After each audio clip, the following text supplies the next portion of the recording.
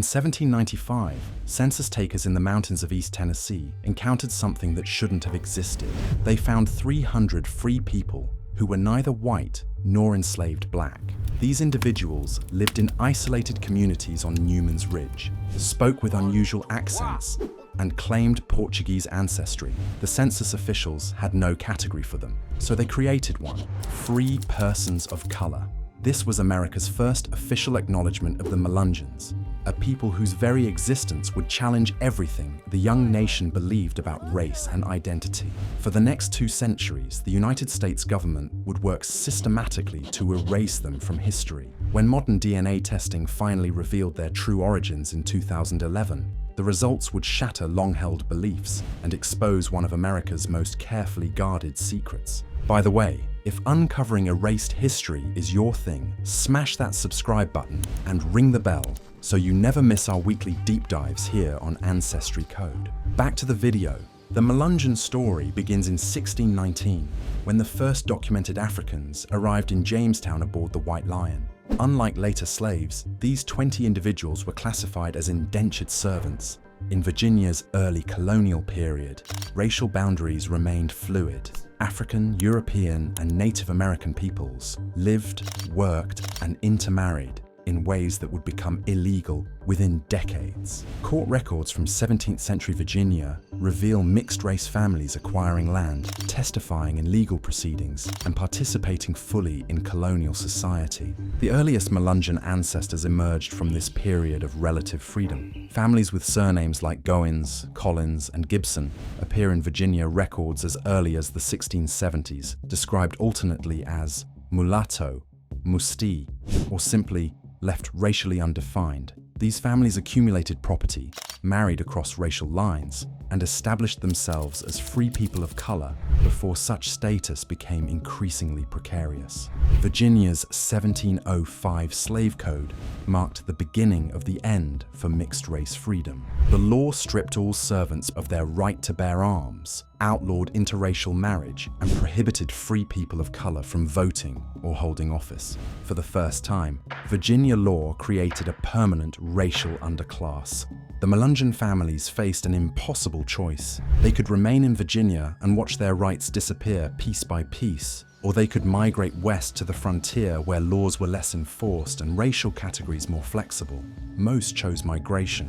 By 1750, families bearing familiar Melungeon surnames had established communities in the foothills of the Blue Ridge Mountains. The 1755 Augusta County, Virginia tax records list John Goins and William Collins as landowners in areas that would later become known Melungeon settlements. The Great Migration of Melungeon families occurred between 1780 and 1820 as they moved deeper into Appalachian isolation. Hancock County, Tennessee, became their primary destination, specifically the area around Newman's Ridge and Blackwater Creek. The terrain was unforgiving: steep ridges, poor soil, and limited access to markets, but it offered something more valuable than fertile land: invisibility.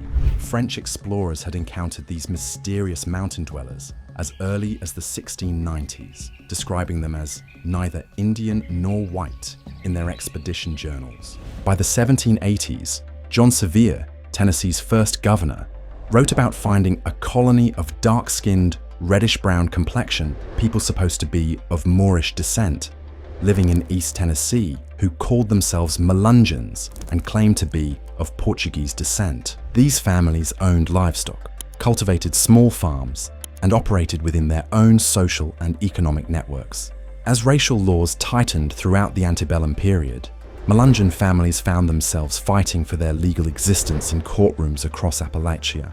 The most famous legal battle occurred in 1872, when Tennessee officials attempted to prevent Melungeon children from attending the newly established public schools. The case of Harrison versus Board of Education centered on whether Melungeon families like the Harrisons, Collinses, and Gibsons could be classified as colored under Tennessee's educational segregation laws. Melungeon families hired attorney Lewis Shepard, who presented genealogical evidence tracing their ancestry to ancient Phoenician sailors and Portuguese explorers. Shepard's strategy was brilliant. Rather than challenge racial segregation directly, He argued that Melungeons belonged to a separate racial category entirely. The court ruled in favor of the families, but the victory came with a price. They were now legally classified as neither white nor black, creating a third racial category that would follow them for generations. Faced with increasing legal restrictions, Melungeon families developed sophisticated strategies for cultural and economic survival. The practice of name alteration became widespread. Goins became Goins, Bowling became Bowling, and Vardi became Varta, changes that made their surnames appear more Anglo-Saxon to census takers and legal officials. The Collins family exemplified this adaptive strategy. Vardy Collins, born around 1785, appeared in early records as Vardy Collin or Vardy Calling. By 1850, his children used the standardized spelling Collins, and family oral tradition emphasized their Irish heritage rather than their more complex ancestry. This linguistic camouflage allowed many Melungeon families to avoid the most severe restrictions placed on free people of color. Religious conversion provided another avenue for acceptance. The Stony Creek Baptist Church in Scott County, Virginia, provides the first written record of the term Melungeon in 1813, when church minutes recorded a dispute about a member harboring a Melungeon. Despite this prejudiced language, many Melungeon families joined Baptist and Methodist congregations, where their participation in religious life helped establish their respectability within white-dominated communities. Beginning in the 1890s, anthropologists and journalists descended on Melungeon communities with the fervor of Victorian-era explorers. Dr. Walter Plecker, Virginia's Registrar of Vital Statistics from 1912 to 1946, represents the most systematic government effort to erase mixed-race communities. Plecker's one-drop rule legislation attempted to classify anyone with traceable African ancestry as colored, regardless of their family's social position or self-identification. His office sent investigators to Melungeon communities, demanding birth certificates be altered and marriage licenses revoked. The Plecker investigations created a climate of terror in mixed-race communities throughout Virginia. Families destroyed photographs, burned documents, and coached children to deny their heritage. The psychological trauma of this period would affect Melungeon families for generations, creating patterns of secrecy that persisted well into the 20th century. The breakthrough came in 2011, when genealogist Roberta Estes published the first comprehensive DNA study of Melungeon families in the Journal of Genetic Genealogy. Her team analyzed Y chromosome and mitochondrial DNA from 69 individuals, representing all major Melungeon surnames. The results demolished centuries of carefully constructed origin myths. The study revealed that Melungeon paternal lines traced primarily to Western Europe, with significant representation from Ireland, Scotland, and England. However, maternal lines told a different story. 40% showed African ancestry, 35% European, and 25% Native American. This genetic profile matched perfectly with colonial Virginia's mixed-race population, rather than any exotic Mediterranean or Middle Eastern origin. The most shocking finding concerned the timeline. Genetic markers indicated that the racial mixing creating Melungeon ancestry occurred primarily in the 17th and early 18th centuries, exactly when Virginia's colonial records documented free, mixed-race families. The Melungeons weren't mysterious immigrants. They were America's original multiracial families. Why did the United States government work so systematically to erase the Melungeons?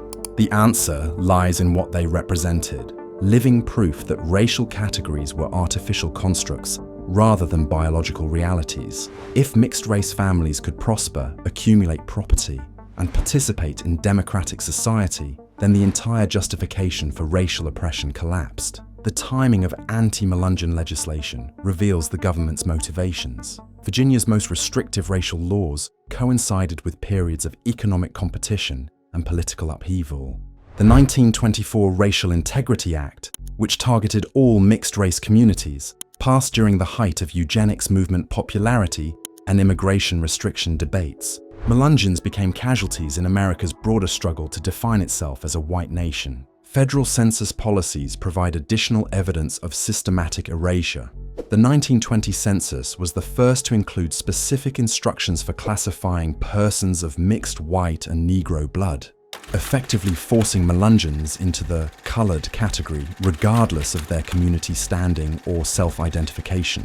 Census supervisor training materials from this period explicitly warned enumerators to be suspicious of light-skinned families claiming non-African ancestry. The Melungeon story can be found in other similar communities throughout the American South. The Lumbee of North Carolina, the Redbones of Louisiana, and the Brass Ankles of South Carolina all experienced parallel histories of mixed-race origins, government persecution, and forced assimilation. Recent DNA studies suggest these communities shared common colonial Virginia ancestry with the Melungeons. Current research by the Sorensen Molecular Genealogy Foundation indicates that up to 30% of Americans carry ancestry from these forgotten mixed-race communities.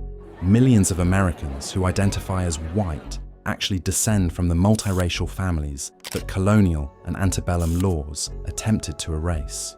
The Melungeon experience offers crucial lessons for contemporary America.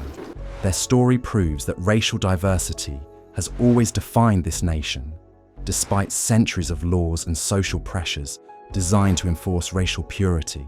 Their survival strategies, name changes, geographic mobility, religious conversion, and selective assimilation demonstrate both the creativity and the trauma involved in navigating a racially hostile society.